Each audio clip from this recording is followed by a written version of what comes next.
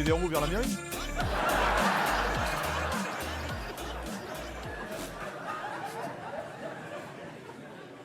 Et c'est amusant parce que je vous parle de tous ces avertissements qu'on voit partout. On protège, on surprotège nos enfants, alors que c'est des gens et les plus âgés de cette salle. Vous l'avez traversé, ce monde. Vous êtes là, en pleine forme, ça fait plaisir. Et ce qui est marrant, c'est qu'on n'avertit pas sur les nouveaux dangers, ceux avec lesquels les plus jeunes ont grandi. Le numérique, les portables, tous ceux qui ont des enfants, on a tous des toxicos à la maison. Moi, mon gamin, il a 7 ans, il est comme ça toute la journée. Papa, je peux prendre ton téléphone? Je lui dis, pourquoi faire? Non, c'est comme ça, tu veux jouer encore? Non, c'est pour voir la météo.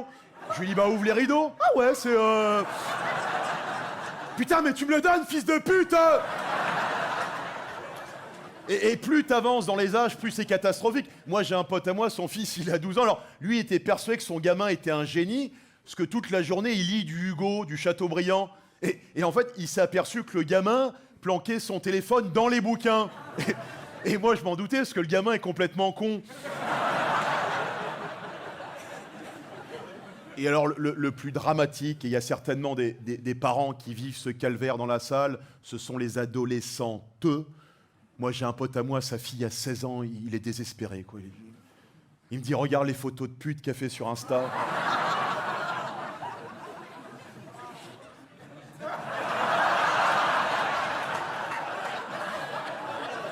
Oh la salope. Là, pardon, alors... Et on a tous essayé des techniques, on dit aux enfants, alors c'est qu'1 heure par jour. Alors quand tu rentres à la maison, tu le déposes dans l'entrée, il faut qu'il soit bien visible. Rien ne marche. La seule chose qui marche, et je le sais parce que c'est mon frère qui vit à La Réunion, qui est un peu hippie et qui fait cette technique, c'est la technique du zéro écran. Et mon frère, avec ses gosses, c'est un Daesh du zéro écran. On était à la plage cet été en famille, sa gamine lui dit « Papa, je peux mettre de la crème solaire ?»« Pas d'écran, pas d'écran !» Eh ben, je vais vous dire un truc, ces gamins, ils sont incroyables. Tu vas chez eux à La Réunion, ils jouent avec rien. Tu leur files un rat crevé, ça fait 3 semaines, ils sont là. Ils sont beaux, ils sont libres. Je les ai emmenés aux Galeries Lafayette pour les fêtes. Je leur dis, prenez ce que vous voulez. Ils disent, non, ben on veut rien, tonton. La honte avec mon fils derrière comme ça. Et on se moque des plus jeunes, mais on n'est pas mieux, nous les adultes. Hein. Et tout s'est accéléré avec le Covid, le télétravail, le numérique nous gagne, on passe nos journées entières devant les écrans, on se lève, on se brosse même plus les dents, rien, on pue, on se met devant l'écran comme ça, on tapote, on bouffe son croissant, on met des miettes dessus, c'est dégueulasse, de la graisse. Dès que ta femme part bosser, tu te branles un petit coup, t'en remets. C'est un boudi-boulga dégueulasse, c'est là... Comme ça, tu continues. Hop, elle rentre du boulot. Qu'est-ce qu'on fait, chérie? On va faire des courses. Oh non, Deliveroo, tu bouffes tes sushis. Ça dégouline. Elle ressort, tu te rebranles un petit coup, machin. T'es là, voilà, comme ça. À la fin, qu'est-ce qu'on fait? On va au théâtre. Oh non, non, Netflix ou Prime Video. Et hop, et tu rebouffes un coup et ça et tu te branles une dernière fois. Et tu pues. Et voilà ce que c'est que la société des jeunes d'aujourd'hui. Une société de branleurs qui puent.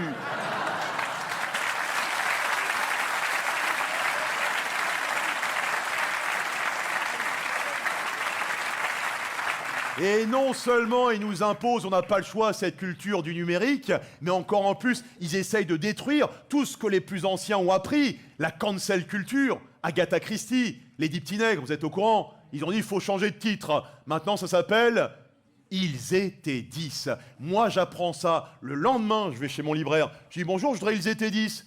Il me dit, bah avec vous, ça fait 11. Ah.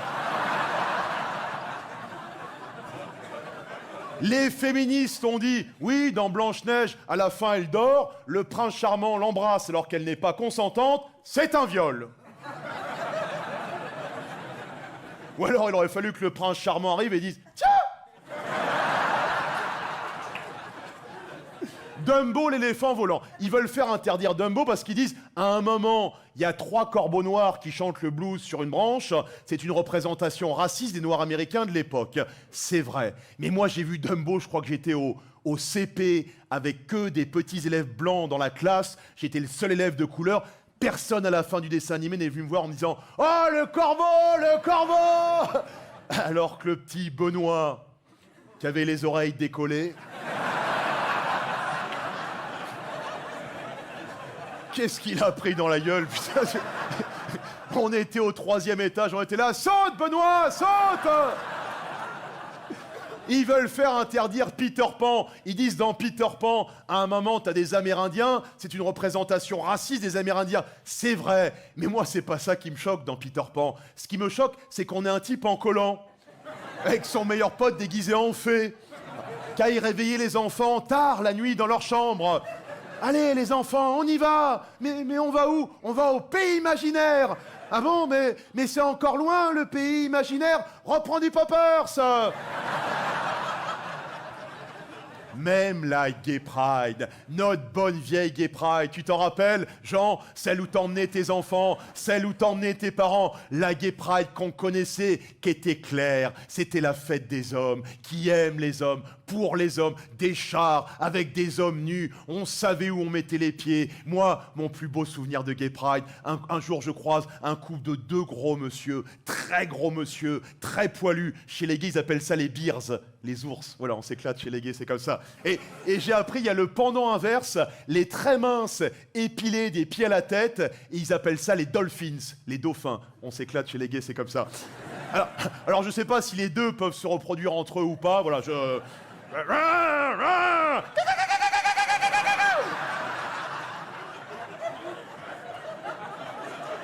fais pas très bien le dauphin, Et donc, je croise ce couple de très gros monsieur, très poilus, avec tous les deux le même t-shirt, avec marqué dessus. Et écoutez bien le rayon de soleil. On est gros, on est pédé, on est des gros pédés.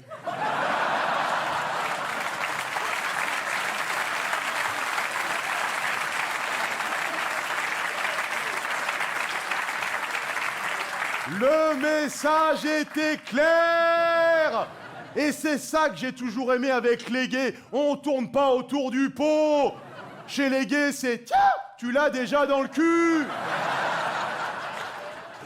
Et maintenant, c'est devenu quoi? C'est devenu le LGBTQAI+. Parce que si t'as un truc à proposer, ça les intéresse. Oui, je baise des handicapés. Eh ben, roulez jeunesse.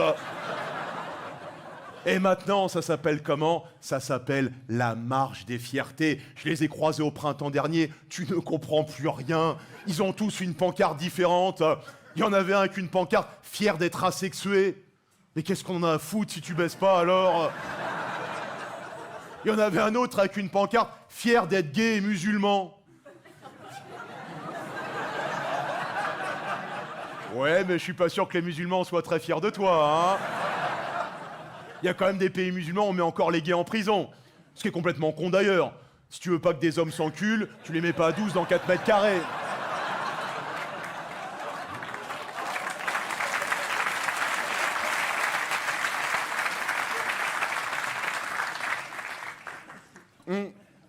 Et évidemment, toute cette histoire de LGBTQAI+, c'est toute la culture du YEL. Vous en avez certainement entendu parler. Moi, j'ai un pote à moi qui est là-dedans. Tu ne peux même plus converser avec lui. C'est-à-dire, tu lui dis, au fait, il va bien, ton pote? Non, Fabrice. Le choix n'a pas été fait, il n'y a pas de il. Elle va bien, ton pote? Non, Fabrice, il n'y a pas de il, il n'y a pas de elle. Bon, bah, t'as des news de l'autre travelot? Mais tu veux dire quoi, moi? Moi, j'ai un pote à moi, il est proviseur en lycée. Il me dit, Fabrice, depuis 5 ans, chaque rentrée des classes, c'est une déferlante. C'est-à-dire que t'as plein d'élèves, ils viennent pour changer leur prénom sur la liste d'appel. Alors non, moi, monsieur le proviseur, cette année, voilà, c'est plus Nicolas, c'est Sophie. Voilà, je suis en transformation. Voilà, alors non, moi, le proviseur, non, c'est plus Stéphanie, c'est Kader. Voilà, je suis en transfo-conversion. Voilà. Non, plus Fabrice, Pikachu, évolution.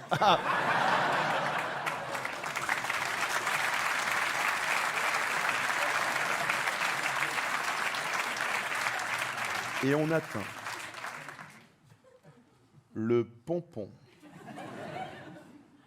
du pompon avec une vidéo qui circule sur la plateforme Brut. Vous vérifierez chez vous en rentrant ce soir. Jean, je t'enverrai un lien.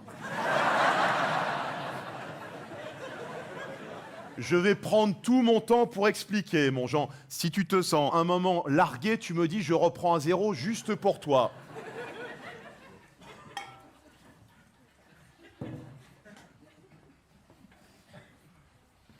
Je prends vraiment tout mon temps, mon Jean.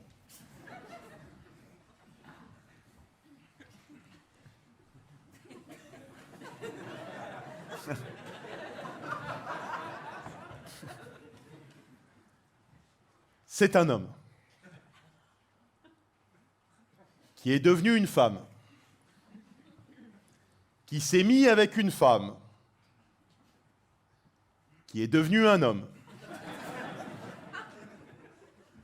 On ne sait pas pourquoi ils ne se sont pas mis ensemble depuis le début, mais...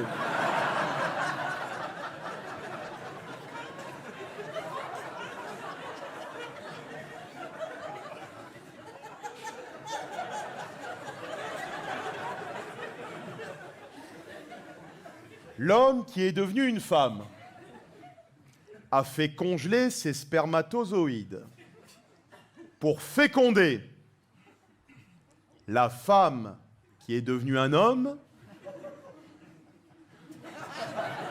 qui a conservé son utérus. Et nous avons donc, en 2022, sur le territoire français, un homme enceint. Enceint. Je vais vous dire une chose.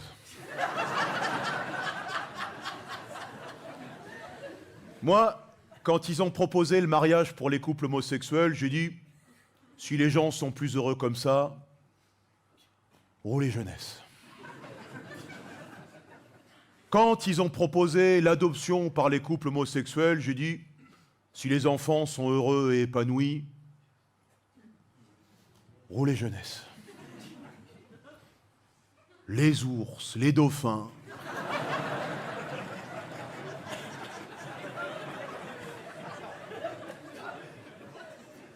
Maintenant, si demain, je suis assis aux heures de pointe dans le métro et qu'un homme enceint vient me demander de lui céder ma place, je lui dirai non, monsieur. Et il me dira, mais je suis enceint. Et je lui dirai, oui, mais je suis une vieille dame.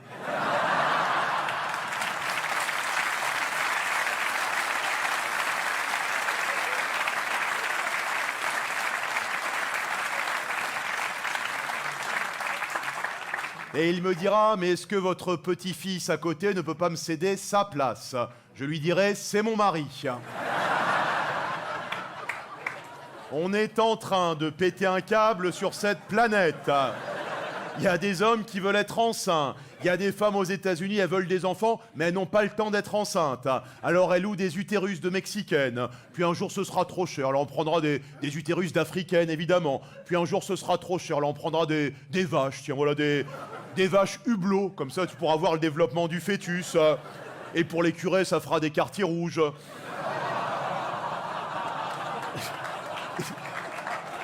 Et ce qui est hallucinant, c'est que ça y est, en France, on peut commencer sa transition hormonale, son changement de sexe, quoi, dès l'âge de 6 ans.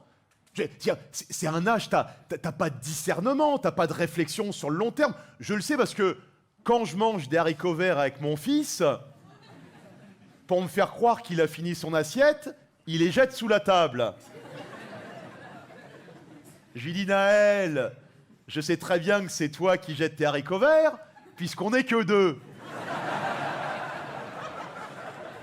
Et que moi, je jette que mes carottes.